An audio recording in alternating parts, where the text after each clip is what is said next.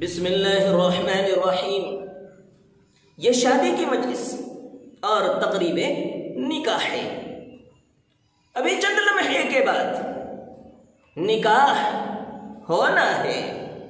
تو یاد رہنا چاہیے کہ نکاح کرنا سنت ہے، اور نکاح سے پہلے خطبہ پڑھنا بھی سنت ہے، اور خطبے میں 3 آیتوں کی تلاوت کی جاتی ہے، تو 3 آیتوں کی تلاوت بھی سنت ہے۔ آقا مدنی جناب محمد الرسول اللہ صلی اللہ علیہ وسلم نے امت کو تعلیم دی کہ نکاح کے وقت خطبہ نکاح میں ان 3 آیتوں کو پڑھا جائے، کیونکہ ان 3 آیتوں میں ایک حکم لیکن زبردست حکم دیا گیا ہے، خاص طور پر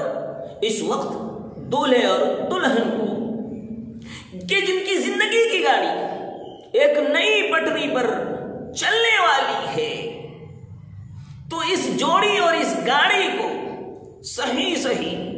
خوشی پوری زندگی سلامتی کے ساتھ چلانے کے لیے فرمان جاری ہوا کہ اپنے رب سے ڈرو، تقوی اختیار کرو، خوف خدا دل میں پیدا کرو، اس لیے کہ رب کا ڈر، خوف خدا ایسا عمل ہے،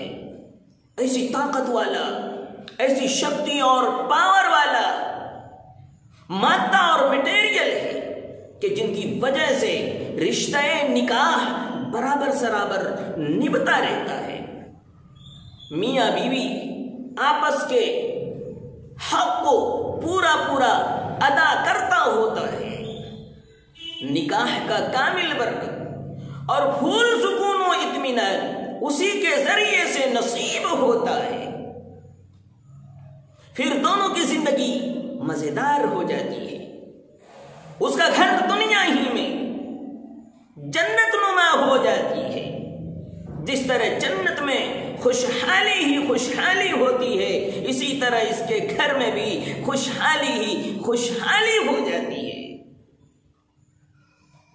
اسی حقیقت اور اسی منظر کو قرآن مقدس کی وہ آیت جو خطبہ نکاح میں 3ری آیت کے طور پر پڑھی جاتی ہے، شاندار انداز میں بیان فرمایا۔ میں تو صرف مفہوم بیان کر رہا ہوں۔ ارشاد باری تعالی ہے، یا ایھا الذین آمنوا اتقوا اللہ وقولوا قولا سدیدا، اے ایمان والو اللہ سے ڈرو اور سچی بات کہا کرو۔ مان لیا جائے کہ ہم رب سے ڈر گئے، سچی بات کہہ لی، لیکن فائدہ کیا ہوگا؟ قرآن مقدس آگے فائدہ بیان فرما رہا ہے، یصلح لکم اعمالکم ویغفر لکم ذنوبکم، یعنی جب بندہ اللہ سے ڈر کر کام کرتا رہے گا، عمل کرتا رہے گا، اللہ کی نافرمانی سے بچتا رہے گا، اللہ کے غضب سے بچنے کا انتظام کرتا رہے گا، اور ہر موڑ پر، ہر محاذ پر، ہر کسی کے سامنے سچی بات کہنے کا عادی ہوگا، اور ان 2 صفتوں کے ساتھ پوری زندگی اس کا عمل وجود میں آتا رہے گا، تو پروردگار عالم کی طرف سے اسے بشارت دی گئی، یصلح لکم اعمالکم، اللہ تعالیٰ اس کے عمل کو قبول کرے گا۔ اگر زندگی میں نیکی کا چکا کھل کر برائی کے راستے پر لڑکتا ہوا چل پڑا ہو، قصور واقع ہو گیا ہو، اللہ کی شان میں گستاخی اور بے ادبی ہو گئی ہو، بڑے گناہ سرزد ہو گئے ہوں، تو اللہ تعالی سب پر معافی کا قلم چلا دیتا ہے۔ تو اعمال کا قبول ہونا اور گناہوں کا معاف ہونا، یہی حقیقی خوشی اور خوشحالی ہے، یہی حقیقی مشرت و سادمانی ہے، یہی حقیقی آبادی اور شادابی شادابی ہے۔ یہی دنیا اور آخرت کی حقیقی سرور روحانی اور جسمانی ہے، اور انسان کی آخری آرزو پوری ہو کر مالا مال ہونے کی بڑی نشانی ہے۔ میں شادی کے بندھن میں بندھنے والوں سے کہا کرتا ہوں کہ تم پوری زندگی خدا کی عبادت میں فرق نہ آنے دو، اللہ تمہاری خوشحالی میں کبھی بھی فرق نہیں آنے دے گا۔ آگے اللہ تعالیٰ ایک گائیڈ لائن بیان کرتا ہے، ایک اصول اور ایک طریقہ بیان کرتا ہے، وَمَن يُطِعِ اللَّهَ وَرَسُولَهُ فَقَدْ فَازَ فَوْزًا عَظِيمًا۔ جو شخص بھی اللہ اور اس کے رسول کا فرما برداری کرے گا وہ بڑی کامیابی حاصل کرے گا۔ الغرض خطبہ نکاح کے ذریعے سے دولہے اور دلہن کو اور اس کے ذریعے سے پوری امت کو اس وقت ایک پیغام، ایک میسج دیا جا رہا ہے کہ اگر تم نے اب تک نڈر ہو کر، بے خوف ہو کر اللہ کی نافرمانی کرتے رہے،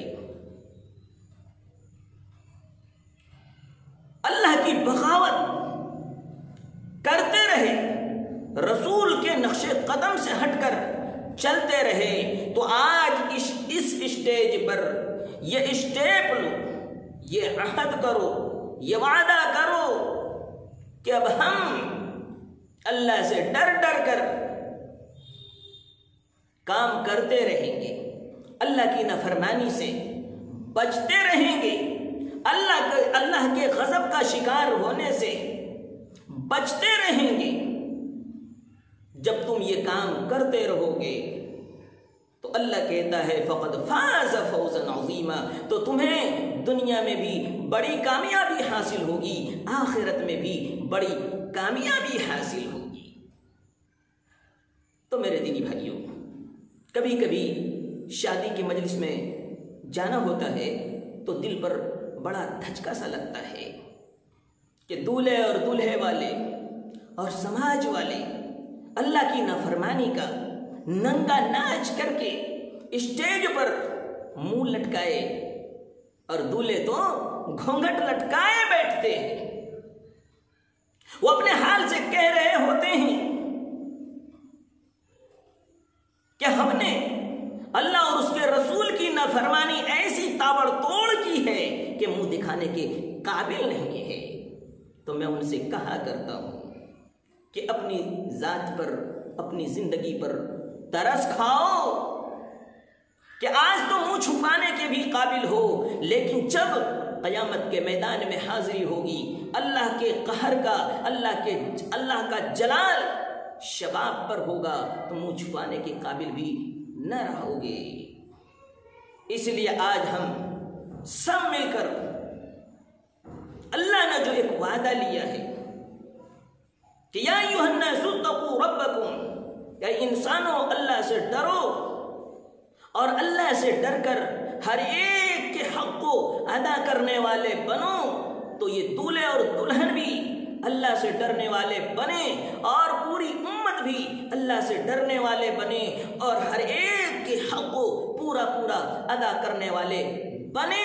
اگر ہم پورا حق ادا کریں گے تو اللہ تعالیٰ دنیا میں بھی اور آخرت میں بھی آپ کے پورے حق کو ادا کر دے گا، اور پورا حق یہ ہوگا کہ اللہ راضی ہوگا، اللہ جنت دیں گے، رسول کی شفاعت ملے گی، پل صراط پہ چلنا آسان ہو جائے گا۔ اللہ ہم سب کو کہنے اور سننے سے زیادہ عمل کی توفیق نصیب فرمائے، آمین یا رب العالمین۔